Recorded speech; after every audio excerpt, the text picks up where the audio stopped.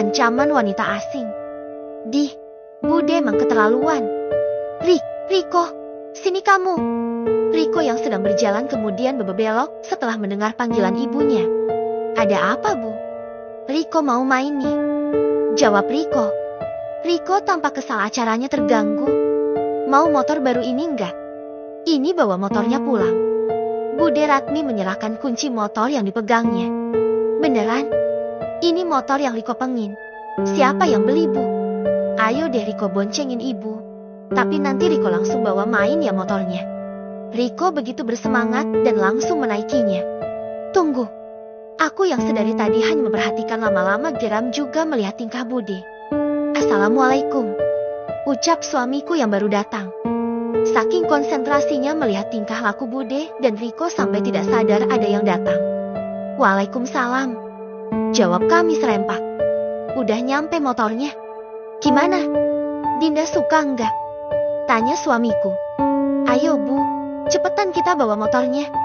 Riko justru mengajak Bude Ratmi untuk membawa motor baru itu. Apa dia enggak dengar tadi suamiku bilang apa? Kamu siapa? Mau bawa motor ini kemana? Tanya suamiku pada Riko. Saya yang punya motor ini. Ibu yang belikan motor ini. Ya mau dibawa pulang lah. Riko menjawab sambil teriak-teriak sampai membuat suamiku menutup telinganya. Apa kamu gak diajari sopan santun? Ngomong sama orang tua kok teriak-teriak? Suamiku merasa kesal dengan sikap Riko. Kakek kan sudah tua biasanya kalau orang yang sudah tua itu pendengarannya kurang. Makanya Riko teriak-teriak. Ayo Bu, kenapa masih diam? Katanya mau bawa motor ini pulang. Loh, saya beli motor ini buat istri saya Seva. Kenapa malah mau dibawa pulang sama kalian? Suamiku sepertinya bingung dengan kejadian ini. Istri? Berarti kakek suaminya Mbak Seva. Apa nggak salah? Riko berusaha mencerna ucapan suamiku. Motor ini mau saya bawa pulang sebagai jaminan karena Marni masih punya hutang sama saya. Udah ya, keburu hujan nanti motornya kotor kalau kehujanan. Buruan, Rik. Ujar Bude Ratmi. Bude Ratmi masih saja berniat membawa motor itu. Berapa hutangnya? Tanya suamiku. 500.000. Jawab Bude. Agus, sini sebentar. Bawakan juga tas yang di dalam mobil. Perintah suamiku pada sopirnya yang bernama Agus. Tak perlu waktu lama Pak Agus sudah datang dengan menenteng tas kerja suamiku. Ini, bos. Agus menyerahkan tas kerja pada suamiku kemudian membukanya. Mataku terbelakang sempurna begitu melihat isi tas itu. Terlihat tas itu penuh terisi dengan uang berwarna merah. Aku yang baru pertama kali melihat uang sebanyak itu hanya bisa melongo. Ini, 1 juta rupiah. Lunas kan? Bahkan saya bayar 2 kali lipat hutangnya. Suamiku menyerahkan uang itu pada Bude Ratmi. Serahkan kunci motornya pada istriku dan kalian pulanglah. 500.000 kok mau bawa pulang motor baru? Beli spionnya aja dulu sana. Bude Ratmi kemudian menyerahkan kunci motornya padaku. Bukannya pulang Bude malah masuk ke dalam rumah. Seno mana? Tanya suamiku. Tumben ini tanya adikku. Apa ada masalah sama Seno? Ada tadi di kamar lagi tidur. Pulang sekolah katanya ada tugas terus masuk kamar. Ibu lihat tadi malah ketiduran. Jawab ibu. Ini buat Dinda sama Seno. Diserahkannya 2 buah paper bag yang sedari tadi ditentengnya. Apa ini? Tanyaku penasaran. Bukalah. Aku menurutinya kemudian mengeluarkan isinya. Yang ternyata itu adalah ponsel. Astaga. Ini ponsel keluaran terbaru yang logonya Apple gak kutu bahkan ini seri yang paling baru. Kata Rizka kemarin harganya ini puluhan juta dan di dalam paper bag ini ada 2 ponsel berarti kalau ditotal lebih dari 30 juta hanya untuk beli ponsel. Ayo pulang. Bude Ratmi sudah keluar kemudian mengajak Riko untuk pulang. Apa itu, Bu? Riko menunjuk kantong kresek yang dibawa Bude dari dalam rumah. Perasaan tadi pas masuk Bude nggak bawa apa-apa kenapa keluar bisa bawa kantong kresek? Pisang goreng? Jawab Bude. Sejujurnya aku ingin tertawa melihat kelakuan Bude. Ternyata Bude masih menginginkan pisang goreng yang tadi masih tersisa di piring. Bu, belikan ponsel yang kayak gitu ya. Pinta Riko sambil menunjuk ponsel yang sedang aku pegang. Iya, besok ibu belikan. Bukan cuma satu malah dua sekalian. Beneran, Bu? Janji lo harus yang sama persis. Motornya gimana? Iya, besok beli. Motornya nanti kamu bilang dulu sama bapakmu buat belikan. Bu, Mbak Susi suruh nikah sama kakek-kakek aja, Bu. Biar bisa dikasih motor sama ponsel yang bagus. Susi itu anaknya Bude Ratmi yang pertama. Usianya tepaut 1 tahun di atasku, dan dia juga satu kampus denganku. Tapi sayang kita nggak terlalu dekat. Bahkan kalau di kampus Mbak Susi nggak pernah menyapaku, katanya malu punya saudara miskin sepertiku. Kakek punya temen yang lagi nyari istri nggak? Nanti Riko kenalin sama Mbak Susi. Suamiku tak menghiraukan ucapan Riko, justru dia langsung masuk ke dalam rumah. Malam hari aku sedang mengerjakan tugas kuliahku, sedangkan suamiku masih duduk bersender di ranjang tua milikku. Apa tugasnya masih banyak? Suamiku memulai percakapan karena dari tadi hanya ada keheningan di antara kita. Entahlah, rasanya aku masih canggung dengannya. Tidak, ini sudah selesai. Besok ada ujian jadi aku harus belajar. Jawabku sambil membereskan peralatan belajarku. Belajarlah yang rajin. Kalau Dinda lulus kuliah, Dinda bisa melanjutkan kuliah S2 di universitas manapun yang Dinda pilih, bahkan ke luar negeri pun boleh, dan Kanda tahu Dinda pasti bisa. Beberapa bulan lagi harusnya aku sudah lulus sekolah, makanya aku sangat berharap pihak sekolah tidak ada yang tahu tentang pernikahanku. Kemarin Pak Lurah dan Bu Bidan datang ke sini. Hampir saja aku lupa untuk menceritakannya. Ada apa? Apa ada masalah? Kuceritakan semua apa yang Pak Lurah dan Bu Bidan bicarakan. Bukankah tujuanku menikah dengan Dinda supaya Dinda bisa memberikanku anak laki-laki? Kalau dilarang hamil mana bisa melahirkan anak laki-laki? Bukan dilarang, tapi tunggu pernikahan kita sah di mata hukum dan agama. Kita bicarakan ini lain kali. Lagian Kanda juga belum menyentuhmu. Atau sekarang sudah siap? Pertanyaan suamiku membuatku bergidik ngeri. Segera ku gelengkan kepalaku pertanda aku belum siap. Aku ngantuk, mau tidur dulu. Selamat malam.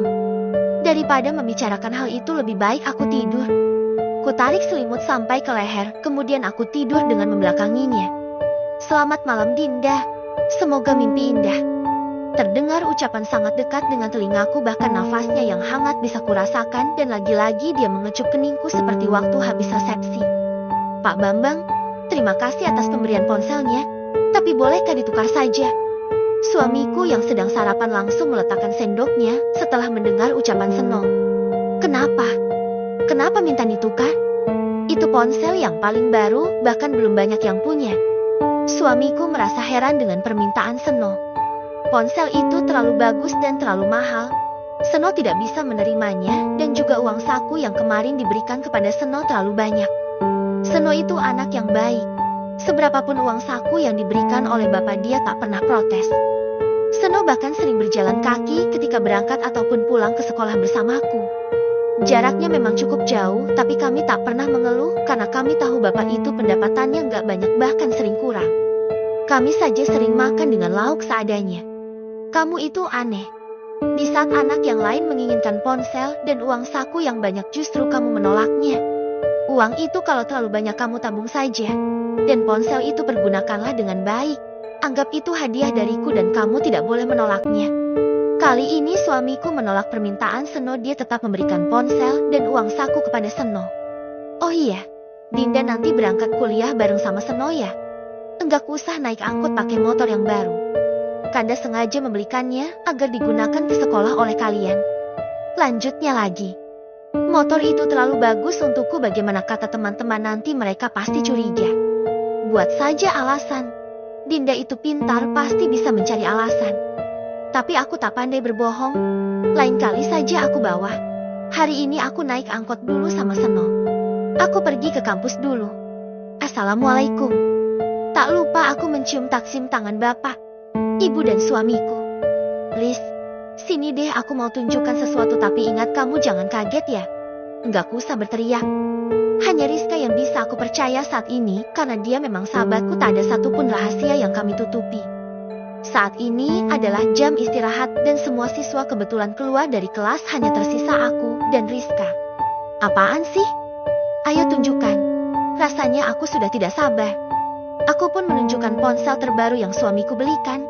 Rizka lalu menutup mulutnya dengan kedua tangannya. Begitu melihat ponsel itu sepertinya dia kaget karena justru dia yang sangat menginginkan ponsel itu. Aku juga tahu ponsel itu keluaran terbaru dari Rizka. Rizka yang bercerita karena dia selalu update. Aku mana tahu tentang itu semua. Ponsel saja baru pertama kali aku miliki. Astaga Seva, kamu sudah punya ponsel ini?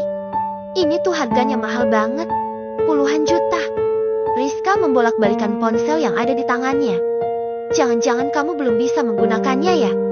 Aku pun menggelengkan kepalaku karena nyatanya memang aku belum bisa menggunakannya.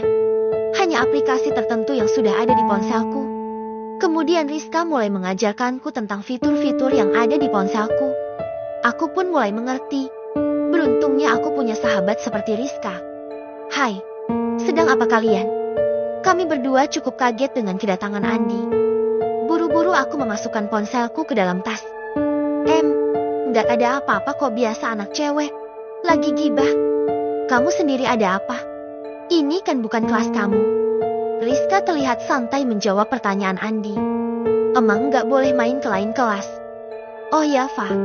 Ini ada coklat buat kamu ya. Ucap Andi. Sebungkus coklat kini telah berada di atas meja belajarku. Andi, dari tadi aku cariin ternyata ada di sini. Itu dicariin sama dosen, katanya ada tugas. Mbak Susi yang satu kelas dengan Andi langsung menggeret tangannya dan mengajaknya keluar. Bukan rahasia lagi jika Mbak Susi itu naksir sama Andi. Tapi tak pernah mendapat respon dari Andi. Cuaca siang ini cukup terik. Aku yang sedang berdiri sendirian menunggu angkot hanya bisa berlindung di bawah pohon yang agak rindang. Angin sepoi-sepoi yang menerpa wajahku cukup membuatku merasa sejuk. Biasanya ada Rizka yang mengajakku pulang bareng, tapi kali ini Rizka harus menjemput ibunya di rumah saudaranya. Jadilah aku pulang sendirian. Tak lama berselang bukan angkot yang berhenti di depanku, melainkan sebuah mobil sedan berwarna hitam yang sangat mewah berhenti di hadapanku. Kaca mobil belakang itu perlahan turun. Terlihat seorang wanita memakai kacamata hitam berada di dalam mobil. Kamu yang bernama Seva? Tanya wanita itu. Aku terkejut. Kenapa dia bisa tahu namaku? Masuklah. Ada yang ingin aku bicarakan. Aku ragu. Aku tak mengenalnya. Jangan-jangan dia culik. Ah, masa iya ada culik cantik dan mobilnya sangat mewah? Kalau culikan di film-film biasanya mobilnya jeep. Batinku. Kamu mau berdiri terus di situ? Atau kamu mau dilaporkan ke sekolah tentang pernikahanmu? Deh, bagaimana dia tahu kalau aku sudah menikah? Daripada pihak kampus tahu, lebih baik aku menurutinya. Pintu belakang mobil itu terbuka lalu aku masuk dan duduk di sebelahnya. Siapa kira-kira wanita ini ya?